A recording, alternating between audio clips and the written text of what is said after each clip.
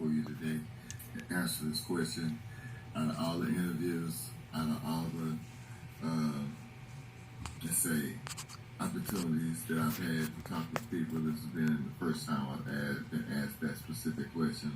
I found it very interesting, and I did take time to consider all the steps. So I did kind of make notes on that because it's not just a single question or answer to that question that's going to give you that answer. So basically, what I found out in the sales retention process, the number one first thing you need to know is what is the reason for the consideration for another offer. So you need to know exactly why the person, customer, client, however you want to address it, is seeking to do business elsewhere other than with your company. Once you find that out, then you want to be sure and start to ask the name of the company. You want to find out the name of the competitor, the people that you're up against, and why you're up against them. What is the reason why the consideration is on the table for us or the company to lose this business? All right, so then once you do this right here, you kind of want to make sure that we find out the root cause of the situation. The root cause. So is it going to be price? Is it going to be some type of perk, some other type of incentive? Is it going to be based on customer service? Or is it going to be based on company response, the equipment resupply, a product or intangible resupply? So there's a number of considerations with that to be done. Once you find out what that motivation may be or the consideration may be, then you want to find out, is that the only thing? Have they brought forth the only things that you need to know at this time? So you want to make sure that you talk with them, you kind of be open with them, frank, and then let them be understanding that, you are trying to earn their business today.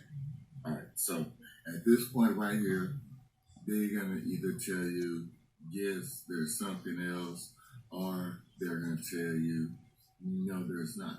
So at that point right there, you have to say, okay, that's fine.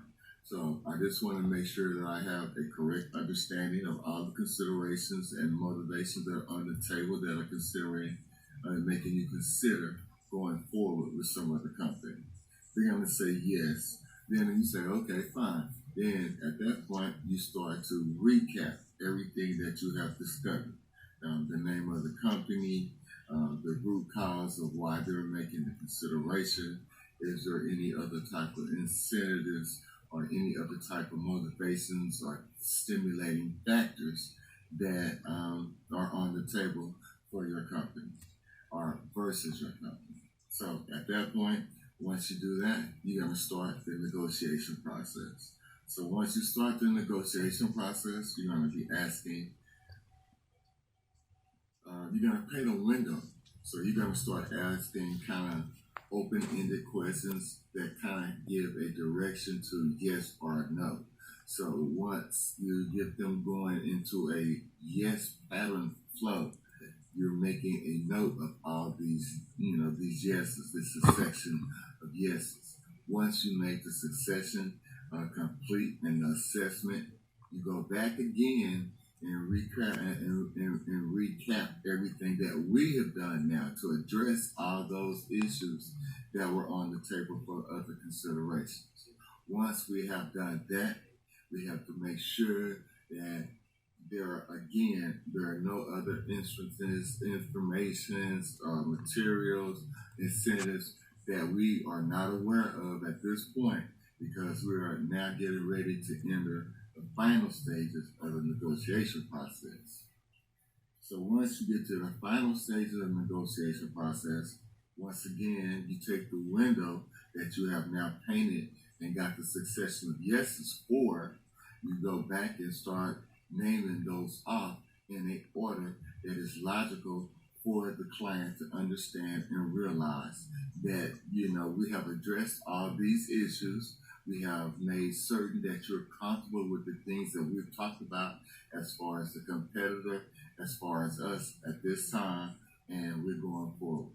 And then, of course, again, this is an opportunity for them to be saying yes or no, or why no is present.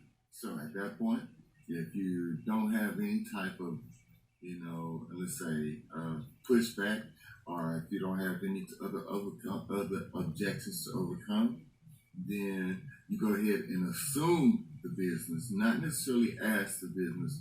You assume that the business is now going to be addressed back into retention. I would say, yes, sir, thank you very much. I appreciate your time. So we're going to go ahead and move forward with taking care of your business for the next annual, next biannual, or however long the term is. They're going to say yes or no. That's mandatory that we get a definite yes or no. And then at that point, if it's a yes, then we go through the closing process, and you go through everything that you need to do in order to get the business done and wrapped up completely and formally for yourself and the company and for the customer. If there is additional pushback at that time, then that means additional negotiations will be needed and necessary. When you go to that situation, you have to go back to the window that you painted. Well, Mr. Customer, you told me this, and this, and then we addressed this, and this, and now, I'm not understanding why you're not being, want to go with our company, whichever tactful way that you can do that.